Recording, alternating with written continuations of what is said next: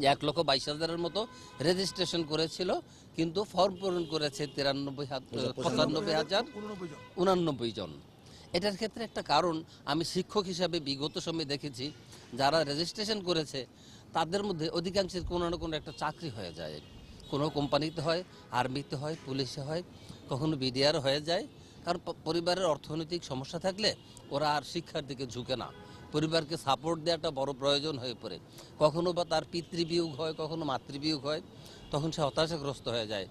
কখনো বা এরকমও আছে আমাদের কাছে এসে পৌঁছায় না, ওরা পৌঁছাইলে আমরা আর্থিক সহায়তা দিতে পারতাম। আর্থিক সমস্যার কারণে ওরা ফর্ম ফিল আপটা করে না। আমরা এদেরকে খুঁজে বের করে করে এদেরকে আমরা দরিদ্র তহবিল থেকে সাহায্য করে করে ফর্ম ফিল আপ করি, কিন্তু ওদের কাছে এই মেসেজটা সম্ভবত পৌঁছায় না বিধায় ওরা অনেক সময় ফর্ম পূরণে উৎসাহী হয় না, ওরা হতাশ হয়ে পড়ে। তো এটার জন্য আমাদের দুর্বল আর্থিক কাঠামো দায়ী। আস্তে আস্তে এটা চলে যাবে ইনশাল্লাহ। আমরা এই ব্যাপারে তৎপর হবে যেন ড্রপ আউট কেসটা কম হয়। আপনাদেরকে ধন্যবাদ।